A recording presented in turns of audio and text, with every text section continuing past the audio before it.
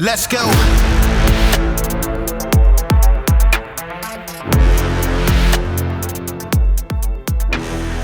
Welcome to Citizen. We have a very special guest today, my friend Pasha Palanker. You got a lot going on in your life, so I'm going to let you give me, instead of me taking a swing, I'm going to let you just give me your background and bio.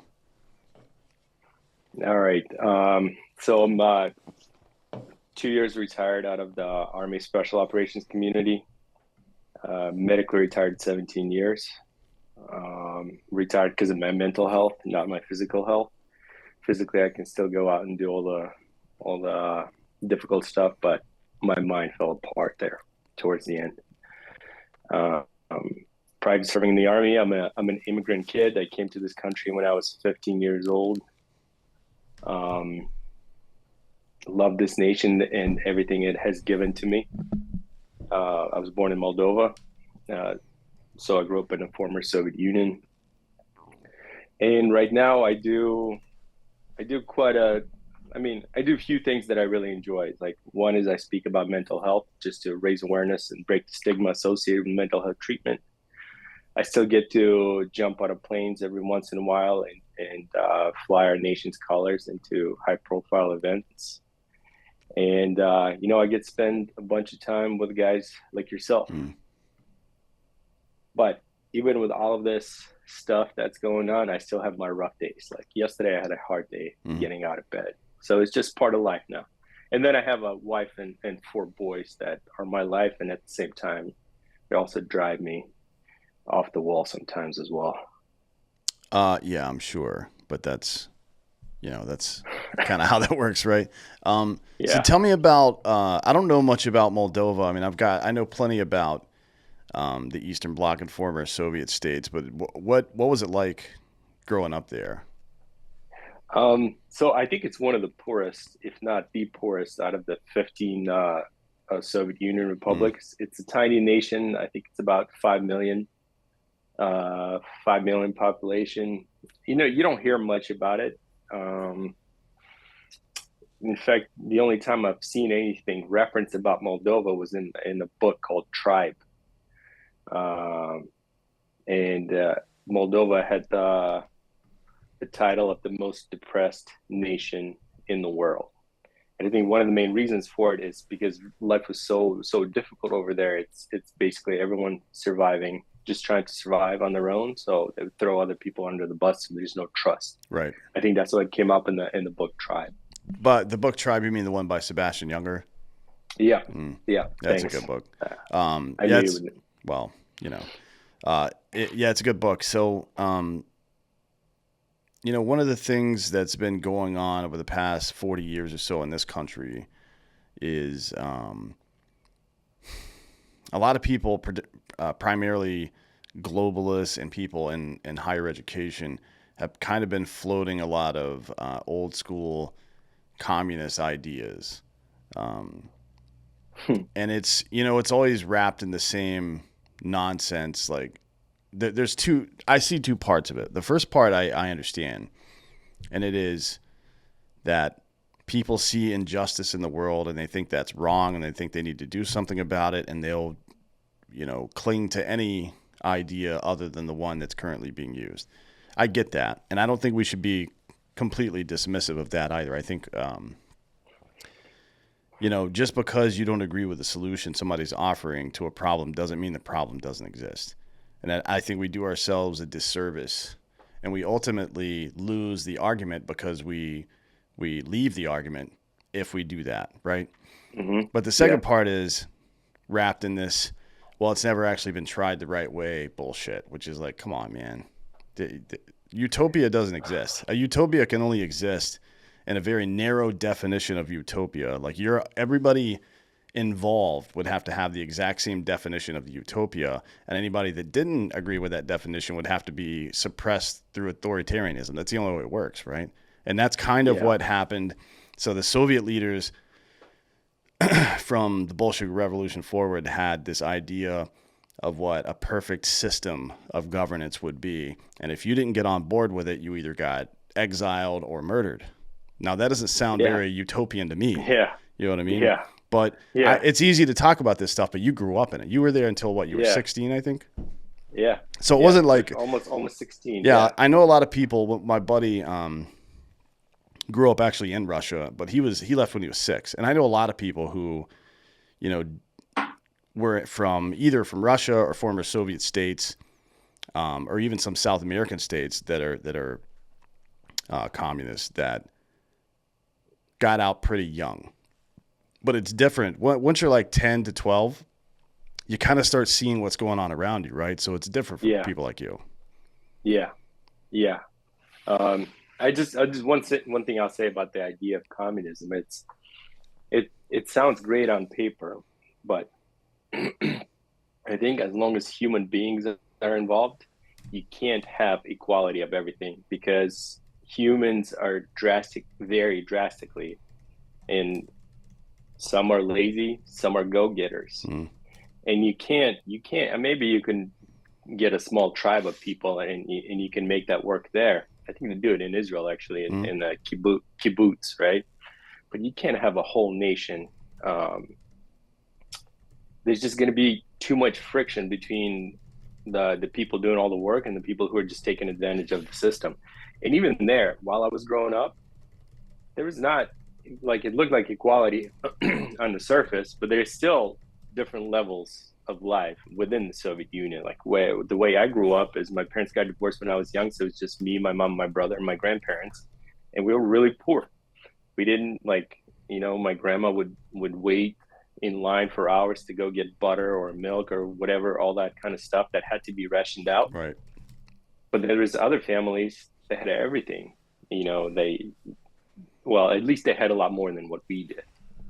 Um, and man, like, even something as simple as having, like, rolling blackouts. Like, you only had electricity certain Mm-hmm. times of the day. We only had cold water. We had no hot water. Stuff like that. It's communism sounds great until you live in something like that. Sure. Yeah. And I tell you, I I lived that life, and I was on the bottom of that society, right? So I should have been happy, right? Because by what people think of communism, I should have been close to it, to the top people in society. So by that standard, I should have been happy. So I lived that life, and then I lived the American way of life. And I tell you, man, it's been since '96, so it's been 26 years. I still sometimes pinch myself, and just out of gratitude to be a citizen of this nation and Mm. have an opportunity to make something of myself, unlike in the place where I grew up. Yeah, it's interesting you say that. Just the perspective, because people in the United States, um, well, not everywhere. There are plenty of people who struggle here, but the people that you see at protests burning down buildings and shit have never faced any real struggle in their life. You know what I mean? And Yeah, that sounds like it's an insult, but I don't think it is. I think we've just done a poor job of um, exposing young people to practical lessons about the rest of the world and how, like, what bad really looks like. Because yeah, honestly, if any of these Antifa dum-dums had actually experienced what you and your family did, they would probably be trying to fight for something else. They would still fight. Like, it's in them to fight for something. And that's not something that yeah, I see as a negative. I think that's a positive thing. But they would be fighting yeah, a much more in a much more generous and logical way. But to your point about, you were on the lower rung of their class system or caste system there in a communist state, and the perception is that, yeah, well, even the lowest among us are going to be taken care of. Well, that's not really true, right? It's never going to be true. It's nonsense. But it yeah, doesn't stop there. Like, I'm sure you've seen the interviews with this North Korean woman who escaped North Korea. And she was not lower class. Her mom was a model and wealthy. She was a model and wealthy, and she still escaped and was like, yeah, fuck that. Like, it's even so you hear people. I honestly, I haven't heard anybody who's escaped one of these countries give a ringing endorsement of it. You know what I mean? No matter where they sit on the political or social structure or wealth structure, it's just like everybody kind of hates it. Yeah. Well, I think you almost, in order to live and function well in that kind of in the communism state, in that kind of society, you have to give up a part of your humanity. You have to give up your ability to choose, basically. And that's a huge part of being a human being. And I think that's why even the people that had everything there, it's still not like like things and money and that's not enough at the end of the day. At the end of the day, we're human and we want to make our own choices and we want to have control of our life. And that's not going to happen in a utopian state. Yeah, sure. I mean, it's there are some cultures that are okay being told what to do, but historically, Europe has not been one of them. I mean, there have been so many goddamn rebellions through Europe over the years. Um, but again, I empathize with people who fall into that trap because we all have dumb ideas when we're young. We all get, I guess, the siren's call. You know, people are very uncomfortable witnessing injustice, and they should be, right? It's not right. So it's a good instinct to have, but and I also think that we agree on a lot more than we disagree on. It's like the idea that we should try to make the best possible situation for the most amount of people is something that I think most folks would agree on. And I also Yeah. think that most people would also agree that we need to protect the outliers uh, who, have disparate opinions, provided they're not maliciously causing other people problems, right? But Yeah. these are pretty Yeah. foundational premises in a society. But for some reason, Yeah. you know, I don't know if it's well, I think it's the is ought fallacy, right? So there's the way the world is and the way it ought to be, and these folks who dabble in the utopian ideologies convince themselves that the way the world ought to be is the way that it is, but it is not the way that it is. You know what I mean? And It's not. in a lot of ways, it can't be that way. So,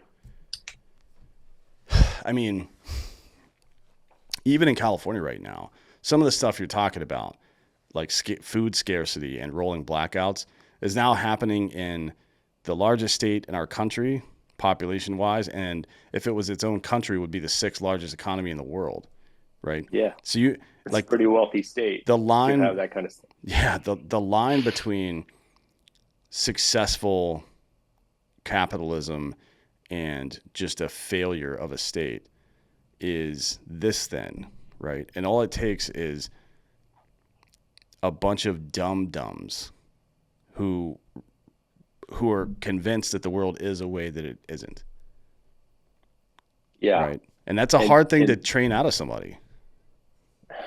I don't think you can train it out. I think it's something that has to be learned through personal experience. I think the flaw of that, you know, ideology, it's because it's made by people who grew up here who have not experienced like the ideas are built in this relatively positive environment. And man, I think that the simplest way to get people to understand what is it that they're trying to do is to have them experience it. And good luck with that. Yeah, I mean, this is the problem that parents run into, right? Especially in developed countries where the reason that we became tough is because times were tough. And I've talked to a lot of people about this, biologists and psychologists. Um, how do you expose your children to the kind of events or risk or whatever it is, or pain, I guess, just discomfort, that they learn the lesson without making it dangerous for them. You know what I mean? I mean, it's kind of like what we Yeah. do. It's what we do in training, but Yeah. we train pretty intensely. I'm not sure if I want my kid fucking going through an obstacle course with a fucking knife in his teeth. You know what I mean? Like you see in the movies and shit. But it's there's something there. I think Yeah. we have to do a better job of that. We got a severe lack of leadership in this country. Well, so this is something I struggle with. Mm. I have, like I said, I have four boys. The oldest one is 12, the youngest one is 4. And fortunately, because of this great nation, they don't have to live grow up. They don't have to grow up the way I grew up. Mm. But I'm constantly struggling as well. How do I make sure that they don't grow up spoiled? How do I make sure that they grow up being able to take care of themselves and not take the little things for granted? And it's a real question that's worth answering. And just if you were curious, in my case, is I just make them earn everything that they're getting. Mm. They're getting all the things that I didn't get, but they have to earn them. Yeah, it's like there's got to be some process where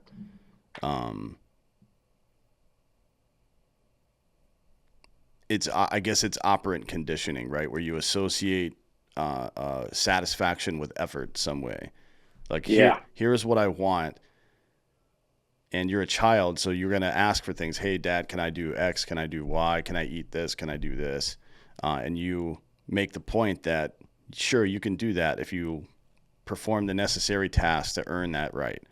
I think that's a really important lesson for any. I think it's an important lesson for adults in this country to learn as well, because they've not learned it very well. I mean, there's a huge gap between what I want and what I have to do it now. From the way we get our food, right, to everything else in life. It's where this. I think it's where this victim bullshit comes from. Yeah. And you know what? When you do get the thing that you want, you get so much more joy out of whatever it is when you earned it than when it's just given to you, just to keep you happy and occupied. So that makes my life easier. And it's a whole change of mindsets, like especially for kids, the way they grow up. It's you know, it's a much different person, the one that learns to earn things versus the one that gets used to being given things without earning them. Mm. Yeah. I think that's what we're struggling with right now as a nation. Well, we thought the goal was to make life simpler and easier, but that could not have backfired more. That's probably the dumbest idea that the boomer generation. Yeah. I don't think the greatest generation, the World War II generation, thought that way. They weren't trying to they were trying to give their kids more opportunities and shit, but they weren't trying to make life easier for them. But the boomer generation tried to make life easier for our generation and Y, I guess, or whatever. That was a mistake. Yeah, that backfired pretty badly. And, you know, it's, I guess people who grow up, like I grew up pretty poor, not communist, but poor. And it sucked for a long time. And I had to fucking fight and claw my way out of it. And it isn't even just that it isn't just what I got out of fighting and clawing, or even the perspective. It's a bigger and even big, and something that's even as important is that I know that I can do that now. You know what I mean? There's something about knowing that you can overcome shit that prevents the nihilism that kids fall into a lot. It's like, the problem looks too big to solve, so I'm just not even going to try. I mean, what the fuck, man? You can't. You're dead. Like that's no way to survive. Well, what's the source of nihilism? Like, where does it come from? It's lack of ability to take care of yourself, lack of ability to compete in the world, in the real world. So the world rejects you, and when the world rejects you, you say "fuck the world," and that's where the nihilism, I feel like, comes from. And for those of us that have learned how to fight and claw our way out of a bad situation, we've developed skills, we've developed strength in places where the other people did not. And that's why we embrace the challenges that come with this world. And actually, I think that's where, at least me, you're probably the same way, is I I need something to struggle against so that I can feel progress in my growth. Right. That's where I find meaning in my life. And that's where a lot of, I feel like the fulfillment is not in happiness. The fulfillment is in growth, in progress as a human being. Um, I think that's what's lost on all these people that just preach the other ideas. Yeah. Yeah, I mean, but that's just another way of saying that life is about the journey, not the destination, right? Yeah, Like this isn't yeah, this isn't some new wisdom we've stumbled upon in the last 10 years. It's like this has been the case for thousands of years. Ever since people yeah, picked up pens and wrote on paper, this has been the yeah, standard. yeah. And I think a lot of folks are confused about it too because they just haven't, gone through the processes. But a lot of people think that we're confident because of our ability, but in reality, we're confident because of our preparation and experience. Those are not the same thing. Yes. Like when you jump out of planes for a living with 100 pounds of flag attached to your body, in some cases, that's not an ability you have. That is skill developed in preparation and Yes. experience. That's not the same thing, Yes. right? It may seem like Yes. a subtle distinction, but those are two very different things. It's one thing to know I'm a Yes. fast runner, like, oh, I can outrun that dude. But there's another thing to know that I can outrun that dude, and when I get there, I'm going to have enough stamina left to put bullets on targets. You know what I mean? That's a whole different conversation to be had. It's a skill versus natural ability. Yeah. But you Yeah. can't, like, natural ability doesn't mean shit. In life, you know what I mean? Like, you might be good at stuff, but you're not going to have any follow through. You're not actually going to get anything done. You may open a lot of doors, but you're not going to walk through a lot of them if you don't actually put in the preparation and gain experience. Yeah. If there's not enough character, enough substance to who you are as a person. And I think having that natural ability and then seeing it wasted, it's probably even worse than not having any kind of ability and not getting anywhere. Yeah, I agree with that. I mean, it drives me crazy, honestly. Like, I don't want to talk about sports too much, but watching Aaron Yeah. Rodgers flub around, and he's the best quarterback that any of us have ever seen, I think, talent wise, but I agree with you. just can't get his Um, shit together. I mean, it's yeah. anyways. It's very frustrating to see that, and I assume maybe from maybe this is another parenting thing, but even if your child or subordinate or whomever else is extremely naturally gifted at something,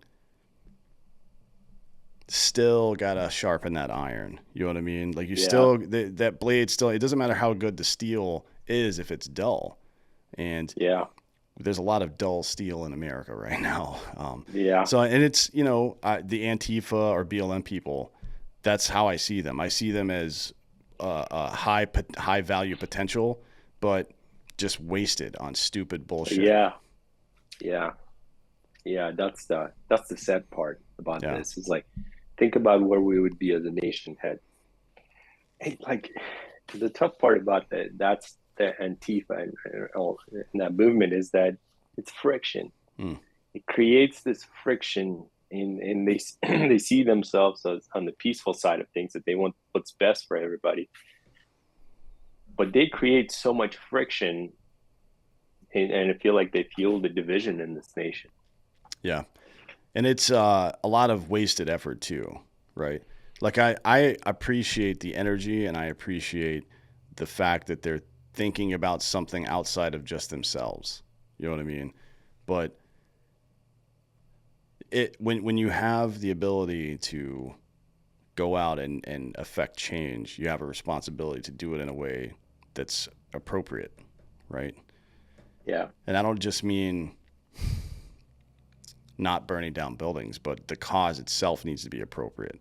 Like if your idea is that we're going to somehow transform the United States into a beacon of communism because that's worked ever in human history, that come on, man. Yeah. That's the way a child thinks. No reasonable person thinks that way. Yeah. One more thing I'll say about people who think like that. I think typically, and this is from my experience with people who are on that side of things is typically a lot of these people have been hurt in their lifetime and they live with a lot of emotional pain. So that makes them empathetic to others. And that's where a lot of that drive to fight for somebody else comes from. But I think the problem is these people, they find a cause and they pour themselves into the cause in order to distract from whatever is going on inside. So like there's that saying, it's much easier to rule a city than to rule oneself. And I think a lot of what you see with people who are like in the Antifa crowd is, man, if these people would heal themselves and then go on and do good things in the world, I think also the outcome and perception and view of things would be different as well. Sure, yeah. Um, now, I think a lot of this is an effect of an absence of leadership at all levels in the country. I mean, we know that for a very, very long time, for the first maybe 100 years that we collected crime statistics, the most accurate predictor of particularly of petty crime uh, and gang activity was poverty, right? Think La Cosa Nostra, like the Italian mob, the Irish organized crime before that, so on and so forth. Um, but now, over the last 60 years or so, our data suggests that fatherless homes are the number one predictor. So you can see right there that the absence of leadership, even in the home, can have dramatic effects on a community. And Yeah. you know, that's this absence of leadership, I think, is because a lot of men and women don't know how to be leaders because they don't know what that means. You know what I mean? I really feel like they don't know that being a leader doesn't mean giving orders or rewarding good behavior or punishing bad behavior. That's just the tip of the iceberg. Being a good leader is being completely immersed in the lives of your subordinates and available to them and leading by example. You know what I mean? That's what it really is. Yeah. Yeah. But I think it also, you have to have your shit together too as Oh a yeah. to be in order to be a good leader. Well, I mean, you're I leading think by that's example. I another. mean, if your shit's all fucked up, Yeah. nobody's going to believe you Yeah. when you tell them stuff. That's just how it Yeah. is. But I think that's another reason why we lack good leadership is a lot of us don't have our shit together. And we we focus on building something else, and a lot of it is successful, but there's still a flaw in that foundation and the structure because it's built out of um, not on the strongest of foundations, Sure. as if we were taking care of ourselves. Yeah, you have to build that strong foundation yourself because look, as you said, you had a bad day yesterday. Things are going to come up. There's not going to be a moment in your life when you've defeated your problems. You know what I mean? That doesn't exist. Those problems will be with you forever. Um, and I don't mean necessarily mental health problems or disease or anything like that, but something, right? It's going to be Just money. life is Yeah. difficult. It's going to be something always. So I think people need to kind of reevaluate the way they see their life. One is what you mentioned before, that it's the it's putting in the work and accomplishment that matters, not stuff or whatever the fuck else or Yeah. happiness. I mean, Yeah. happiness is a byproduct of those things. Yeah. Yeah. But we also need to understand that life is going to change. We're going to change. The people around us are going to change. The circumstances are going to change. And you have to build a foundation strong enough that you can build on top of it and it's not going to topple at some point. You know what I mean? Yes. And from time to Yeah. time, you have to be willing to tear it down a little bit and rebuild. That's just the way life Yeah. is. And Yeah. if you It's a can't admit cycle. that, yeah, if you can't admit that to yourself and function that way in your own life, nobody is going to follow you. And that's 100%. And then it goes back to the same conversation that we had about finding something to struggle against, developing your character, and developing skills that help you advance in life. And then you can face anything, whatever comes your way. Yeah. That's why that's why I wrote this list of principles, because for me it's like this is my Bible, I guess. Uh, The principles that you sent me before the show, yeah, correct? yeah. Yeah, So those were all. I had a hard time picking just a few of them to talk about. yeah, well, it's I do too, to be honest. But we'll go through a couple. So the first one is one I borrowed from the Oath of Enlistment for pretty much all military or law enforcement or any public office, pretty much. And it is, I'll support and defend liberty against all enemies, foreign and domestic. Um, I this one is very near and dear to me, but I'd like to hear your thoughts on that. Well, I mean, we already covered a lot of this, right? Talking about where I grew up and then coming here. But I'll tell you, when I came here, we lived in a very rough part of LA. Like when I was in high school, I got robbed at gunpoint. Like that's where I lived. Um, I didn't speak a word of English. My clothing was donated. We were on welfare. Like I remember being rejected going to Jack in the Box in LA and trying to buy a Jack in the Box and with food stamps and being rejected for it. That's and that's where I was. And but there was just enough that this nation has given us to prop us to help us get our feet under ourselves, for us to learn the language and the culture, to where I got an opportunity to make something of myself. And this is like that first. That's that's why I joined the army. It's because I just, out of gratitude to this nation and what it has given me, and that's why that number one rule on your list is probably one of the most important ones to me. It's because I truly got to experience it. I didn't have this nation, and then I got it, and it gave me everything I needed to make something of myself. And I will defend that to my last breath. Mm. Yeah. Yeah, it's funny. I think maybe a lot of the youth in the United States have been poisoned by this idea that America is the land of opportunity, because they don't understand what that means. America is the land of opportunity, not the land of a free ride. Not Not a handout. yeah, Not the handout. and also not the land of a guaranteed outcome. So opportunity is just that. It's a chance. It's a chance, and it's up to you to decide if you're going to take advantage of it or not. And look, it's not going to be fair. It's not going to be easy, and not everything is going to work out the way you want.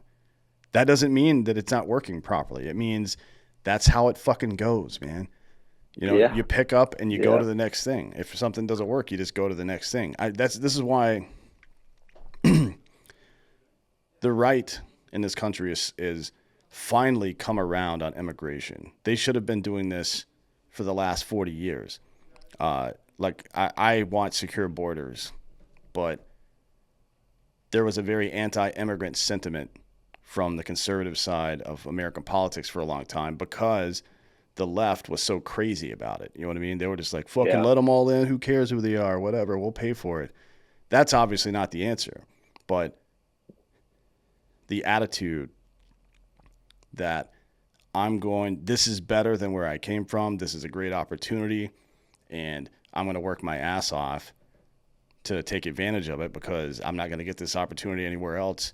That kind of psychology permeates through culture. You know what I mean? Yeah. Like it's hard to be around hardworking first generation Americans and not work hard also. And if you can pull that off, honestly, you're a piece of shit. If you can look at somebody who came from nothing and is just like, look, I'm here to fucking work. And you're like, oh, fucking, I grew up here, so I don't care. Like, that's you. You are a giant piece of shit if you think that way. You know what I mean? Yeah. Yeah. Immigration done right can be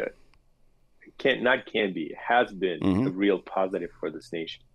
But it isn't just the immigration itself. It's the attitude that comes with it, right? That I'm going to take advantage of. It comes from immigrants. Yeah. It has to. From immigrants. You gotta have immigrants to keep that fresh hunger going and infect and spread it. I think the rest of the population. Maybe we need to have like a system of relegation like European football, where if you're a fucking turd that lives in the Pacific Northwest, you got to go live in southern Mexico for 2 years and then you get to come back. You know what I mean? Because Good luck honestly, with that. we've had this conversation quite a bit. I'll trade some dumb Antifa person or somebody protesting standing in the middle of the street for a fucking immigrant that works hard any day of the week. Like my idea of an American isn't somebody that was born inside this country. My idea of an American is somebody who believes that individual liberty is the most important principle on earth, and that this is the place where if you work hard, you can succeed. That's an American to me. It doesn't matter if you were born here or not, right? Yeah. And for a long time, conservatives didn't think that way. They're like, oh, that's the other guy. That's like, we're happy to take advantage of the cheap labor, but we don't want them to be American. Like, what the fuck are you talking about? No, that's an American, dude. That person could not be more American. So do you feel like it's shifted? It's shifting that view on the conservative side? Yeah, it absolutely has. But I think more out of necessity, because the Conservative Party has been losing white suburban votes over the last couple of years, but they've gained huge amounts of Hispanic votes, especially in the South on border states, right? Okay. They won, I think there was a 20-point swing in Hispanic voting over the last 6 years from Democrat. That's a big deal. Yeah, it's a big deal, especially considering they're like, what, 18% of the population. Is a huge deal. Yeah. But it was always so obvious. You know what I mean? Like, this is, we get the wrong idea. This is why I like this first principle, because you can't, I understand people who identify with one political party or another, I guess, but that's not your guidestone. You know what I mean? That's just the color of shirt you're wearing. That's not even that big a deal. The purpose of a constitution is not just to be words on paper. They're not suggestions. They are the rights enumerated, clear, life, liberty, and the pursuit of happiness. And among these, liberty is the greatest. That's our compass. You know what I mean? That is true north, is liberty. Yeah. And That's we organize ourselves around, or under rather, the umbrella of liberty, which is the most basic human right. And then you have to also accept the responsibilities required of you to secure that right. And you also have to understand that that right only exists if it exists for everybody.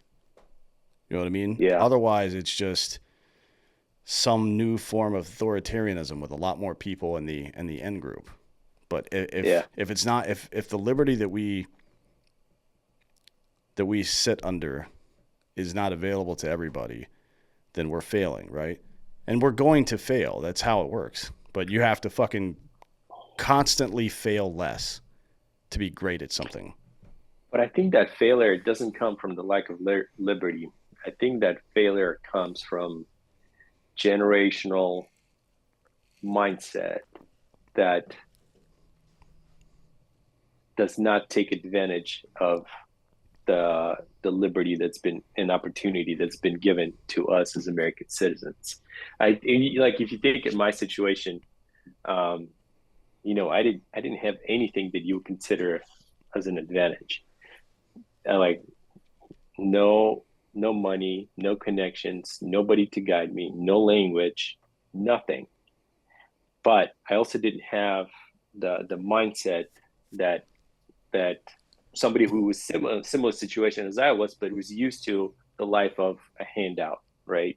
And that's the cycle that passes on from family member to family member. I didn't have that, so it was easier for me to break out of that and go and find opportunity and make something of myself. You mean like in your mind, the possibility of somebody else fixing your problems wasn't a possibility at all. You knew that you had to go do it yourself, is what you're saying. Yeah. Okay. Yeah. Yeah. No, like the fact that it's like, oh, I can go get a job and I can pick up a few skills here, and then I can pick up a few skills there, and I put those skills together, and then I level up, and then again, it's that progress. Once that progress started happening, it's you keep going. If you have that mindset that's not just used to being given a handout and keeping things simple, and just don't make too much noise. This is what I think was the problem we had in Iraq, to be honest.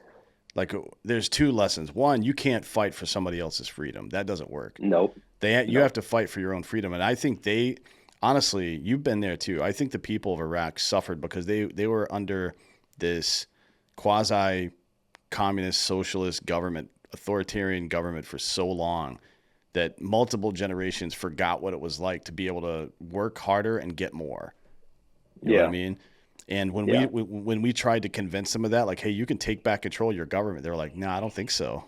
You know what I mean? And The mindset is still there. yeah, it's really sad that it worked that way, and it probably will take multiple generations to get out of it. But that's what I see from the youth in the United States right now. They don't associate harder work with more success or Yeah. smarter choices with more success.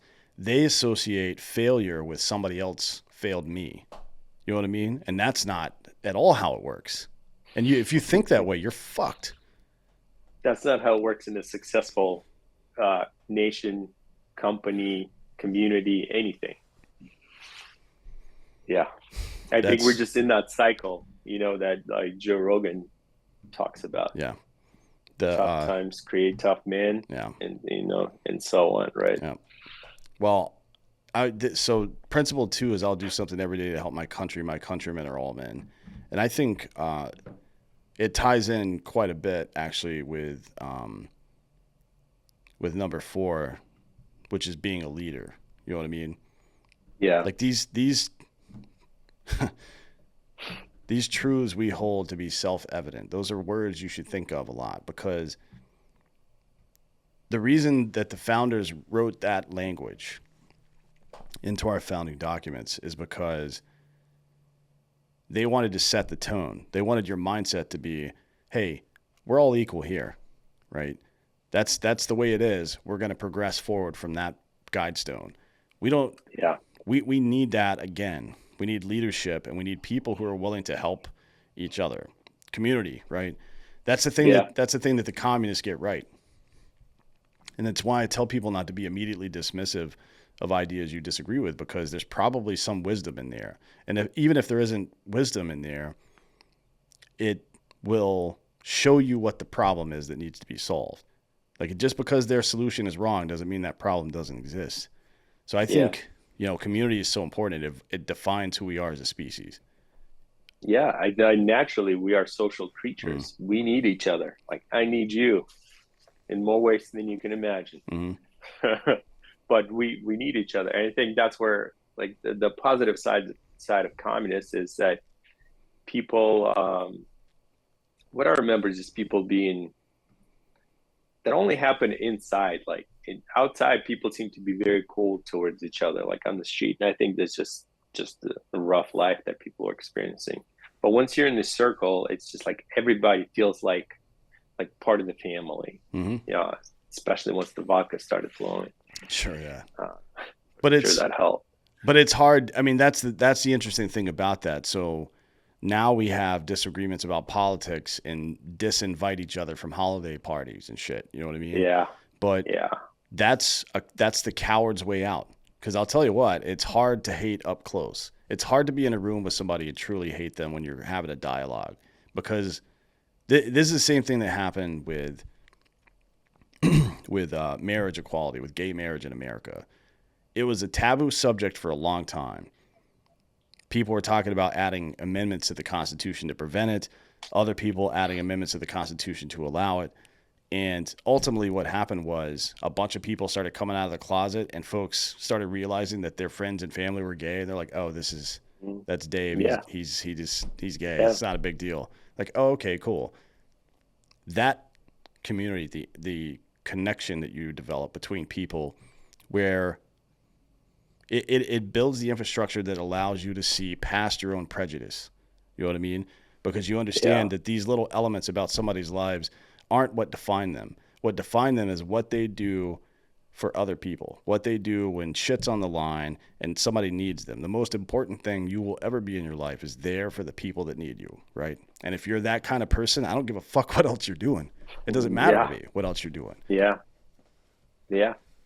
That's how we all should think. So back to the principle, I'll do something every day to help my countrymen Yeah, are all men. I really like that one because it kind of puts you in the be on the lookout mode for opportunities to yeah. help people and shit. And then you Um, find them. When you're looking for them, you're gonna find them. yeah. And I think especially like you said before, people that go through traumatic shit can see, like, I think it's a responsibility. Um, Once you have your arms around your own problems, you kind of have a responsibility to other people now because you can see it. You can see it in them before they're willing to admit it.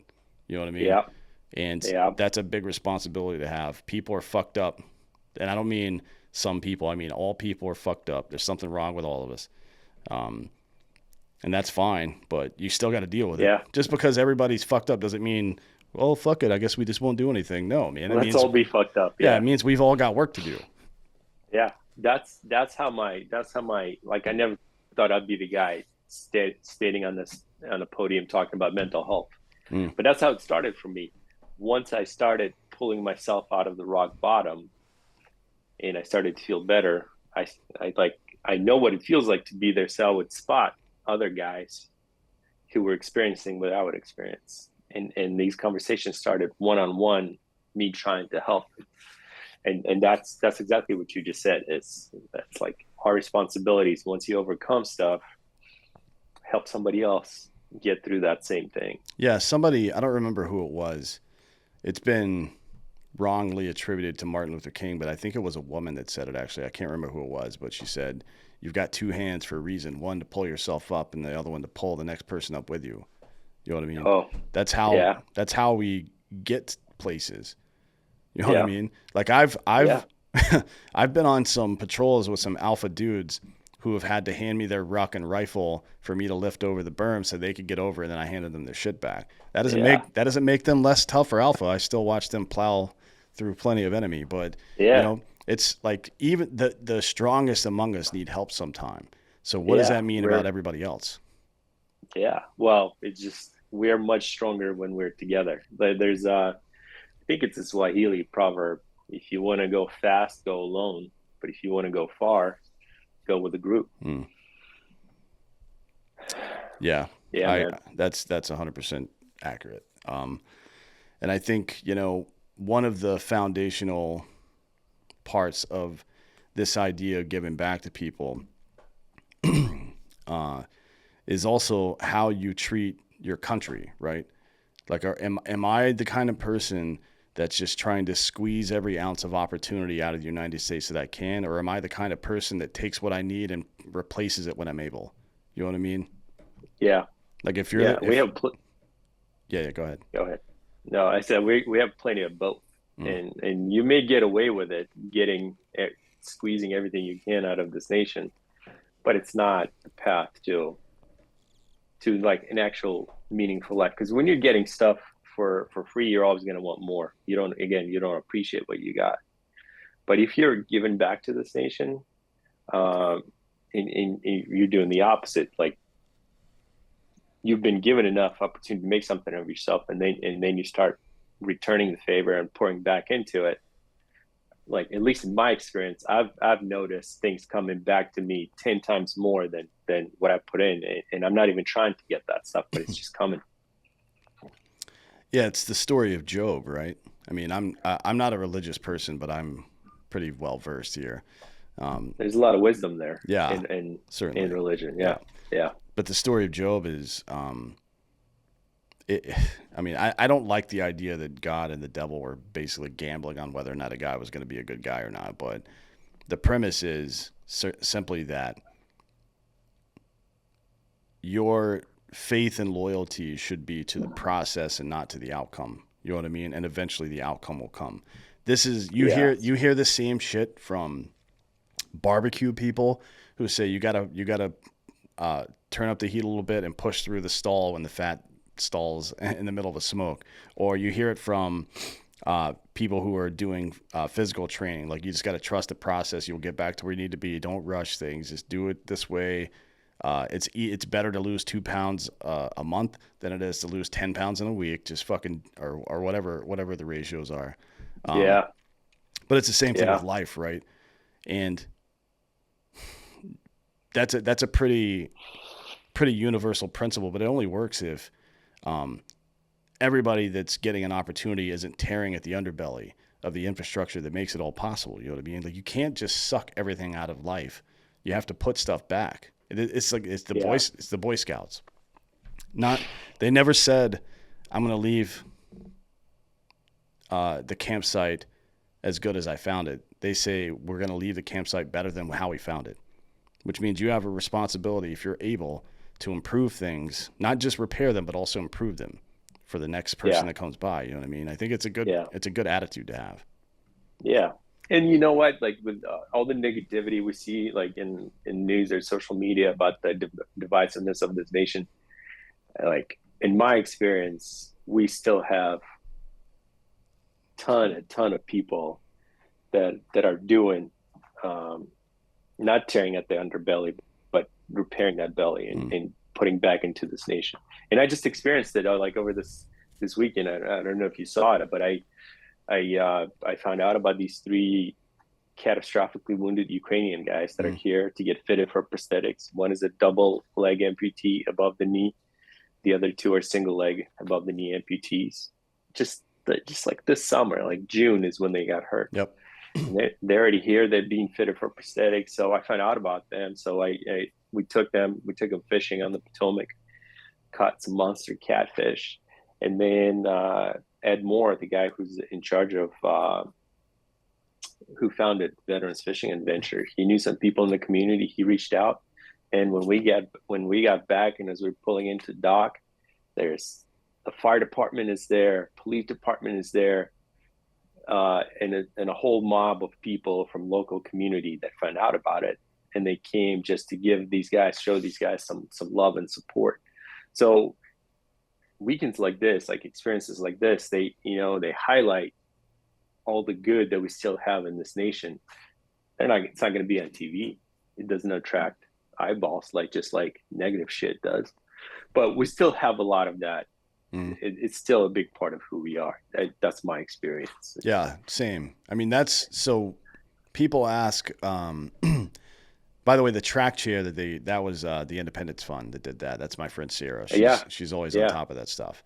But yeah, uh, every opportunity that you get to help somebody else, I feel like it builds.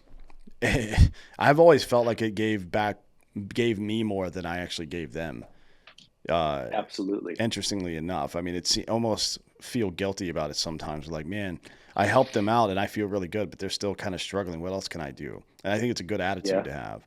Is what else yeah, can I do? It's why like people ask what we like most about doing the work we do, and I always say it's the Drinking Bros fans because we have private Facebook groups with tens of thousands of people in them all over the country with every major city,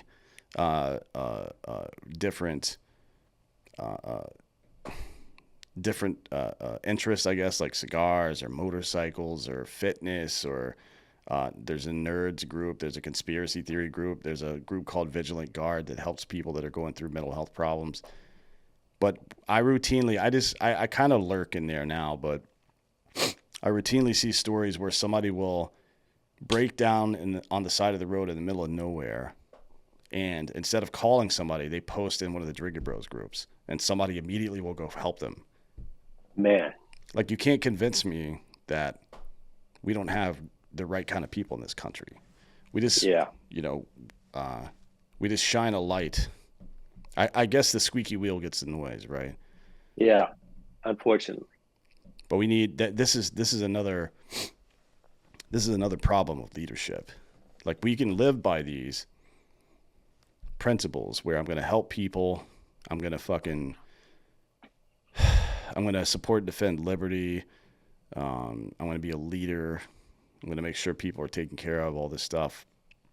You can live that life, and that's part of it. But you've also got to recruit people into it. You know what I mean? And yeah, I think that's where the leadership part comes in. And as you mentioned before, leading by example is the most important part of it. Like, doing the work yeah, is the most important part. yeah. And that's what attracts others. Hmm.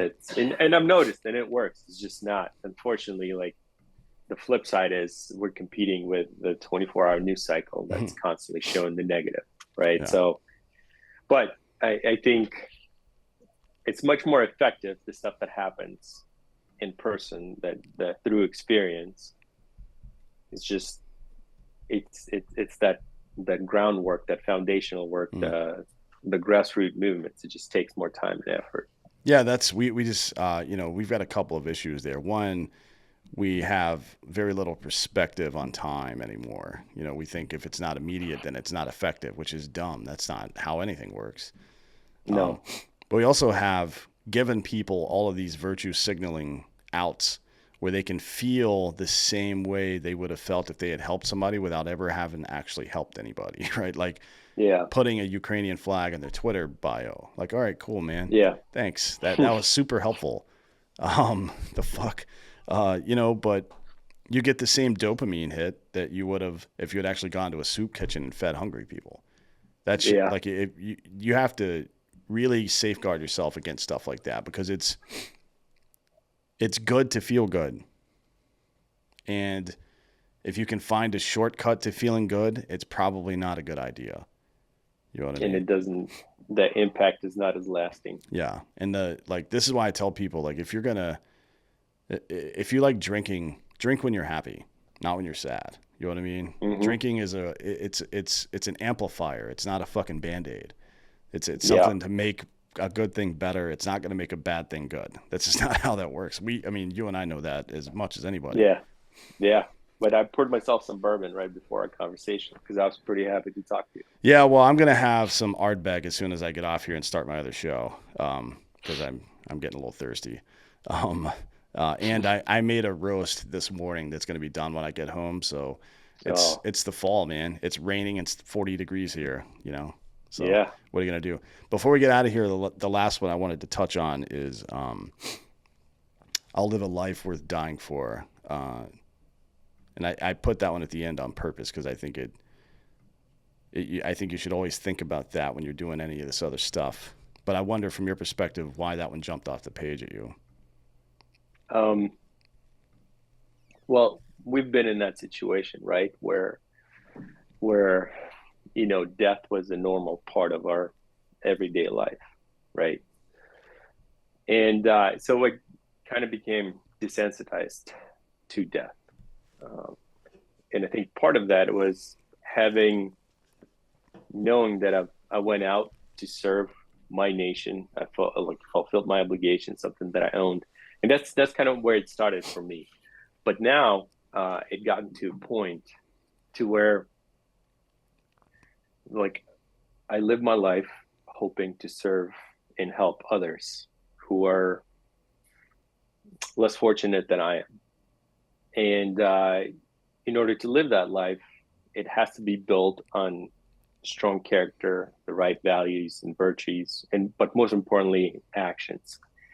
And because that's what I do day in and day out, at least to the best of my abilities. Because, like I said before, I still have my days where I just like want to crawl in a dark space and can't do anything when that depression cycle comes in. But at the end of the day, because that's the way I live my life, like I can go at any time and feel at peace and grateful for everything that I've experienced during my lifetime. And it makes it easier to not to cling on to life when I've gotten everything that you could out of it. Mm. Um, yeah. But before we go, I'd like to, if this is the end, I just want to share one quick story about me coming over here. Yeah, go Is ahead. that cool? Yeah. I think maybe I've done it before. My dog is here to come and listen to the story, Riley.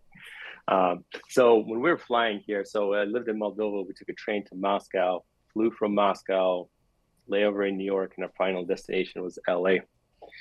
It was 96, September 96. So because I grew up in Soviet Union, like there was scarcity on things there. And at that point in my life, I've had Pepsi maybe 5 times, and I absolutely love Pepsi. I've never had Coke at that time.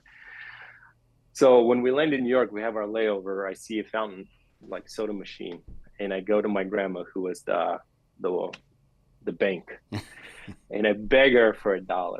And she gives me $1. I go, I buy a cup. I go to the soda machine. I fill it up, and I was like, it's like a commercial. Ice, Pepsi, sparkling. I taste it, and it tastes like shit. And I remember I was so disappointed. And then whatever, I still finished it, but I was just, man, like Pepsi in America sucks. Uh, and then we get on the plane, and life goes on, right? I land in LA, and I'm just overwhelmed with everything that comes with coming to this brand new nation that I've been dreaming to get to.